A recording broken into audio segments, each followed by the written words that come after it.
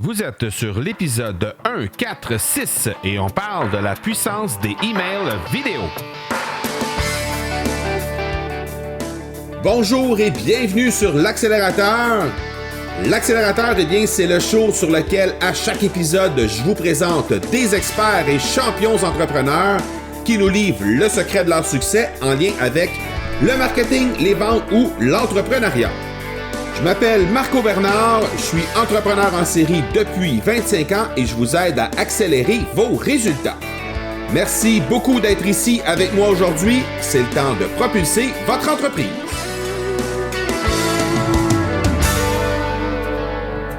Aujourd'hui, j'y vais d'une citation d'une artiste que j'aime beaucoup et qui a commencé à se diversifier, Lady Gaga, qui a dit « Être différent paie, quoi qu'il en soit. Être soi-même et vivre honnêtement laissera toujours un héritage d'authenticité. » Elle a 100 fois raison, l'authenticité finit toujours par payer. Et aujourd'hui, j'ai l'intention de vous en faire preuve en vous présentant un outil que j'ai essayé il y a 5-6 mois environ. Ça m'avait été présenté par David Grégoire. David, je l'ai reçu dans les épisodes 51 et 115 de l'Accélérateur. 51, il nous avait parlé de marketing par courriel, alors que 115, il nous avait parlé de comment mieux faire les choses avec notre site Internet et comment augmenter notre efficacité dans le marketing web et dans le web en général.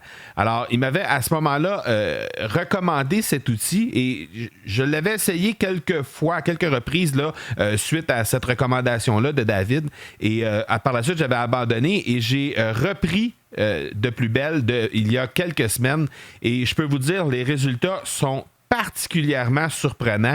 J'ai repris, en fait, dans le cadre du lancement, en fait, de la réouverture des portes de l'Académie du podcast et qui, incidemment, sont ouvertes cette semaine. On pourra en reparler un peu plus tard, mais les portes sont ouvertes cette semaine pour la dernière fois de l'année 2018. Et en préparation à cette ouverture de portes qui a eu lieu lundi dernier, eh bien, j'ai justement utilisé cet outil-là pour faire différent puis pour un peu prendre des contacts plus authentiques avec mon audience, avec les gens qui avaient manifesté de l'intérêt avec le sujet du podcast, en fait, en me laissant leurs coordonnées sur mon site Internet ou un peu partout sur les médias sociaux. Et je peux vous dire, les résultats ont été percutants. Les gens ont adoré et les commentaires que j'ai reçus, j'ai jamais reçu de commentaires et de feedback d'engagement aussi puissant que ça et aussi emballant que ça. Les gens sont vraiment emballés par ce qu'on est capable de faire avec cet outil-là. Et cet outil s'appelle Bonjoro. Alors, on va en parler plus abondamment après la pause qu'on s'accorde à chaque semaine avec Micheline Bourque, la présidente fondatrice du Club de lecture à faire, qui vient nous présenter, comme à chaque semaine, un livre qui a le potentiel d'inspirer les entrepreneurs. Alors, je vous laisse à cette intervention de notre collaboratrice hebdomadaire Micheline Bourque et on se reparle tout de suite après.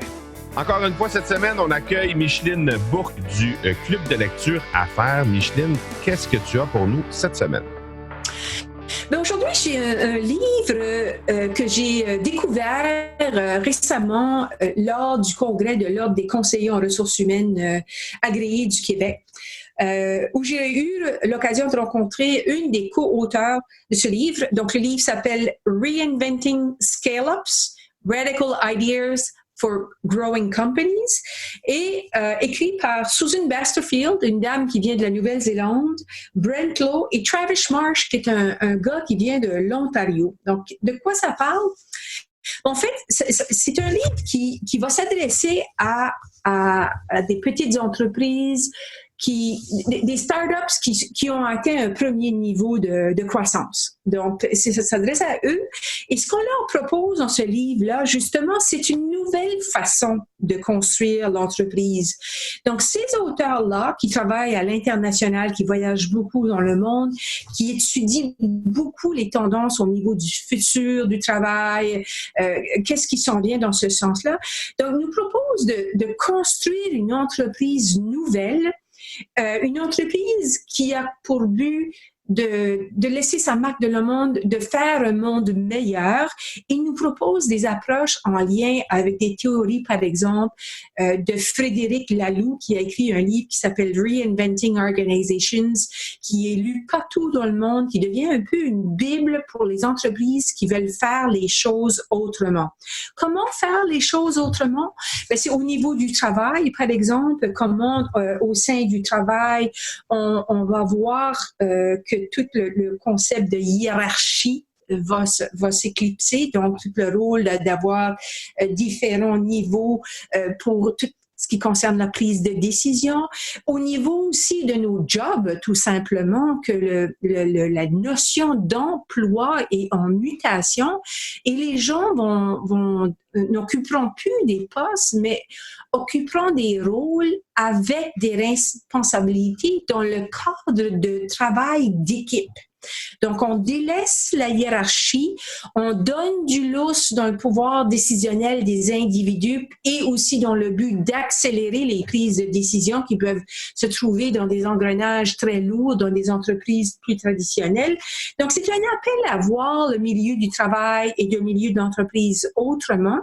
C'est documenté avec plein de références, bien sûr, mais l'idée, c'est d'amener un sens au travail, donc les employés, parce que, tu sais, il y a beaucoup de désengagement, hein, les employés ne sont plus loyaux. Ouais. Et le sens d'appartenance, la motivation, c'est des enjeux primordiaux pour les entreprises. Et là, eux, ils nous demandent de commencer à réfléchir puis créer une entreprise qui a du sens pour les employés en leur proposant justement des nouvelles façons de travailler. Puis j'ai trouvé ça vraiment intéressant. Je trouve ça intéressant aussi qu'il y a la dimension internationale. Donc, on a des auteurs de la Nouvelle-Zélande, du Canada et des États-Unis qui réfléchissent collectivement. Et dans le livre, on a aussi toute une série de petites d'exemples d'entreprises qui maintenant travaillent à l'international dans des réseaux, des espèces de grappes d'individus qui se créent des réseaux d'affaires puis qui créent des entreprises flexibles et qui permettent aux gens de vivre l'expérience du travail autrement. Puis je trouve ça vraiment intéressant. Puis je trouve que c'est important qu'on commence à voir que c'est pas juste appliquer pour un job, c'est pas juste des jobs c'est des expériences de travail intéressantes où on peut vraiment se développer. Je trouve ça vraiment intéressant. Puis ça se lit très bien, c'est tout petit. Des exemples concrets, puis nous donne des choses concrètes là, sur lesquelles on peut travailler pour transformer l'organisation à des niveaux plus cohérents et plus proches des gens, en fait.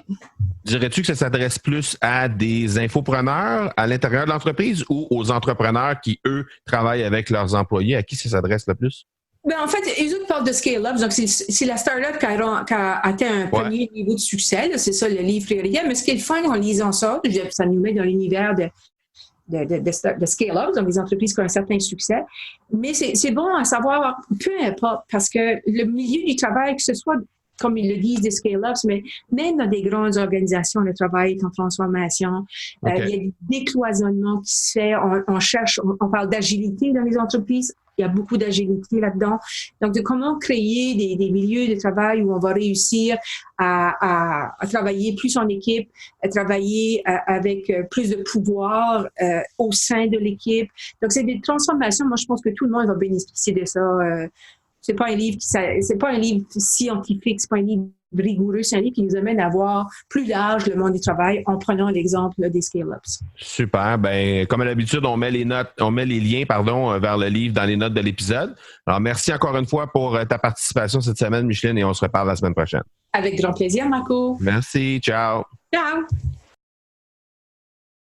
Encore une fois, un gros merci à Micheline pour son apport et pour les suggestions qu'elle nous fait à chaque semaine. C'est super apprécié. Micheline, un gros merci. Et comme à l'habitude, eh bien, dans les notes de l'épisode, vous allez trouver les liens vers le livre que Micheline nous a recommandé. Alors, cette semaine, pour revenir à notre sujet, eh bien, je vous parle d'un excellent outil pour arriver à impressionner ses prospects. Déjà, d'abord, d'entrée de jeu, je veux juste vous dire, je ne veux pas faire de promotion l'application de Bonjoro en tant que telle. L'outil que je vais vous présenter avec les différentes fonctions aujourd'hui s'appelle Bonjoro. Il y a aussi un compétiteur qui s'appelle BombBomb. Donc, c'est B-O-M-B, B-O-M-B, tout simplement. Alors, vous allez trouver ça au bombomb.com /. En fait, non, c'est tout simplement bombomb.com, B-O-M-B, pour que vous puissiez voir ce qui se fait du côté du compétiteur de Bonjoro. Sinon, je vais vous mettre aussi, je vais vous mettre les liens vers BombBomb, mais je vais aussi vous mettre les liens vers Bonjoro dans les notes de l'épisode. Donc, vous allez pouvoir aller jeter un œil de ce côté-là. Je veux juste vous présenter rapidement parce que c'est pas, on s'entend, c'est pas quelque chose qui va complètement révolutionner votre marketing, mais à l'ère où aujourd'hui l'authenticité a vraiment la cote, je pense que le fait de pouvoir bénéficier d'un outil comme Bonjoro va vraiment ajouter un petit plus dans votre marketing et je vous explique comment vous allez pouvoir faire ça. Premièrement, c'est une application mobile. Donc, l'application mobile de Bonjoro s'installe sur peu importe que vous utilisiez Apple, un produit Apple ou encore un produit Android. Vous allez pouvoir installer cette application-là et ça va vous permettre de vous filmer en direct avec l'application, même à l'intérieur de l'application. Et suite à ça, c'est-à-dire la vidéo que vous allez filmer avec votre appareil mobile va être envoyée directement par courriel dans un courriel. Alors, on appelle ça embeddé, là, c'est intégré à l'intérieur du courriel. Alors, vous avez le choix d'intégrer soit une photo, soit un GIF ou soit un lien à l'intérieur du courriel que vous envoyez à votre contact. Vous avez le choix d'intégrer aussi un message textuel ou non pour présenter votre vidéo. Et par la suite, les gens vont simplement aller cliquer sur soit le GIF, la photo ou le lien que vous lui avez envoyé avec votre message. Et de cette façon-là, on va pouvoir aller voir la vidéo que vous lui avez préparée. Donc, au-delà de ça, il y a des fonds d'écran qui sont disponibles. Vous allez avoir la possibilité de mettre votre logo, de décorer tout ça, tout cet environnement-là avec vos couleurs corporatives. Donc, il y a vraiment moyen de mettre ça en contexte pour faire en sorte que ça a l'air de quelque chose qui vient carrément de votre entreprise ou de vous avec la personnalisation qui est possible de faire.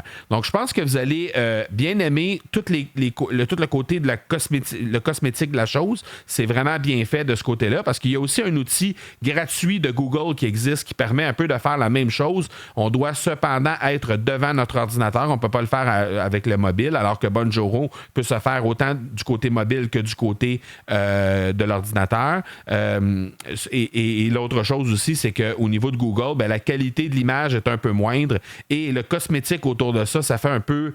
ça fait très années 80. Là. C'est très... en tout cas, oui, c'est un outil qui est gratuit. Ça vous permet d'envoyer de la vidéo par courriel, mais je trouve ça un peu cheesy, là, un peu désuet là, comme visuel. Donc, je pense que vous allez apprécier vraiment le côté visuel de Bonjoro. Et incidemment, Bonjoro vous offre la possibilité d'essayer ces services gratuitement pendant 14 jours. Alors ça, c'est à ne pas négliger également.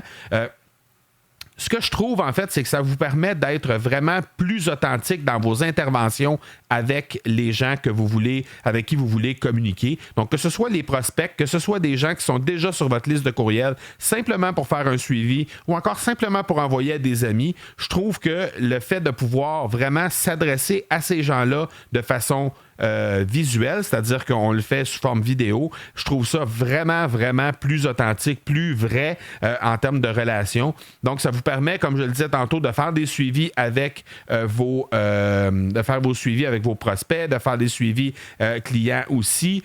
Ça peut même servir d'outil pour le service à la clientèle de votre entreprise ou si jamais vous voulez faire un suivi de service après-vente, ça peut se faire très, très bien de cette façon-là aussi.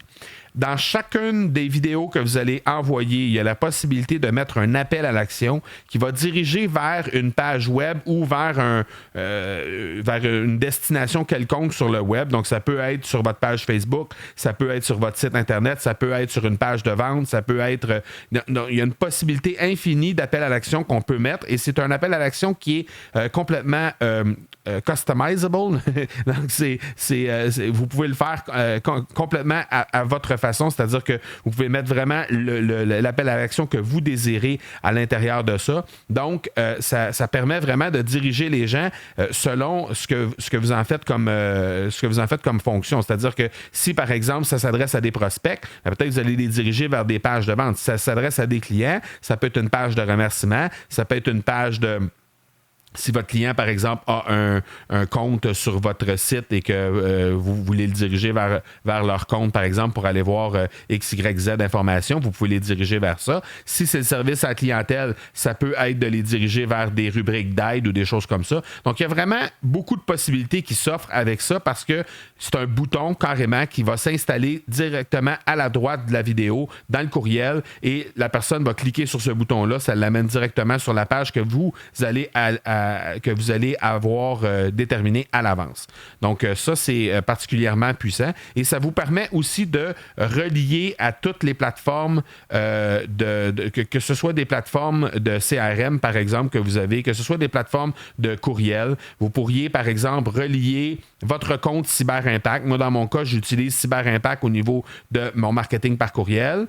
Donc, ça me permet de relier CyberImpact avec Bonjoro. À chaque fois qu'il y a quelqu'un qui va s'inscrire sur peu importe l'endroit dans mon site internet, je reçois une alerte dans Bonjoro qui me dit vous avez un nouvel abonné, cliquez ici si vous voulez lui envoyer un message de remerciement.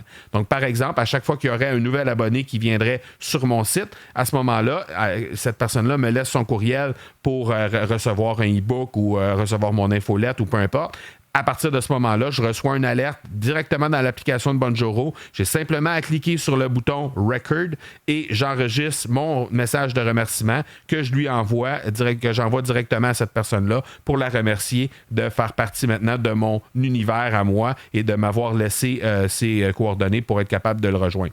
Donc, ça, c'est vraiment puissant. Vous pouvez relier un ensemble d'outils que vous utilisez déjà, que ce soit directement avec des API qui sont déjà existants à l'intérieur de Bonjoro ou que ce soit avec l'utilisation de Zapier que vous allez pouvoir faire pour relier justement cet outil-là avec l'ensemble des outils que vous utilisez. Et là, ça peut vraiment être très, très large. Là. Tous les outils de CRM fonctionnent. Ça peut se relier avec Slack. Ça peut se relier avec un paquet d'outils qui va faire en sorte que vous allez être alerté parce qu'il y a des déclencheurs qui peuvent être sélectionnés lorsque vous reliez les différentes plateformes ensemble. Donc, à ce moment-là, vous allez pouvoir relier directement avec le déclencheur qu'il faut exactement ce que vous voulez avoir. Et de cette façon-là, les gens vont pouvoir, vous allez pouvoir être avisés et vous allez être avisé de faire la bonne action aussi dans l'application parce que si c'est, par exemple, un nouvel abonné courriel, c'est peut-être pas la même action que vous allez poser que, par exemple, si c'est quelqu'un qui vous écrit ou qui vient de faire un achat, par exemple, et que c'est une alerte, par exemple, une notification dans Stripe ou encore dans PayPal. Donc, vous pourriez programmer ces différentes notifications-là et d'avoir les bonnes actions qui vont se poser par la suite parce que vous allez avoir le bon message qui va rentrer dans votre application. Donc, vous allez savoir exactement quel message envoyer à votre abonné. Donc, vous pouvez l'utiliser pour une multitude de choses. Service client, même chose. Ça peut se faire très, très bien de cette façon-là.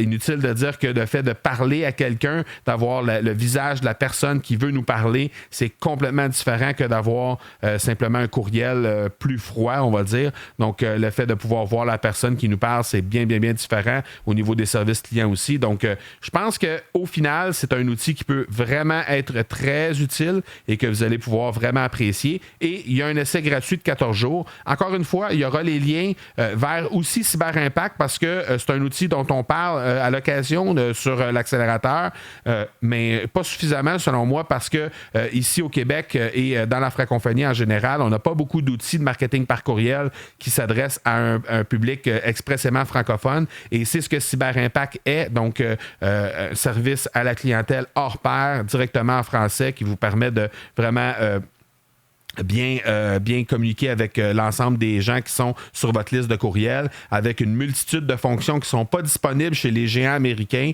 Alors, je pense que ça mérite de jeter un œil de ce côté-là aussi. Alors, je vous mets les liens vers Cyber Impact. Je vous mets les liens aussi vers Bonjoro. Vous allez pouvoir aller jeter un œil de ce côté-là. Et qui sait, peut-être ajouter cet outil à votre arsenal marketing. Je pense que définitivement, ça vaut au moins le détour pour aller y jeter un œil. Je pense que vous allez apprécier les quelques minutes que ça va vous prendre pour aller faire des tests par rapport à ça. Et si jamais vous voulez m'envoyer un Bonjoro en test, ça va me faire plaisir de regarder ça avec vous. Envoyez-moi ça à parler, PARLER, @marcobernard.ca et dites-moi comment vous avez trouvé cet épisode-là en utilisant l'outil Bonjoro et ça va me faire plaisir de vous répondre avec un Bonjoro à mon tour. Donc, je vais avoir votre Bonjoro avec votre avis sur l'épisode et vous recevrez le mien pour vous donner une idée de ce que ça a l'air de recevoir un Bonjoro, comment quel genre d'effet ça peut avoir, le fait d'en recevoir un. Donc, ça va me faire plaisir de tester ça avec vous, avec grand plaisir. Donc,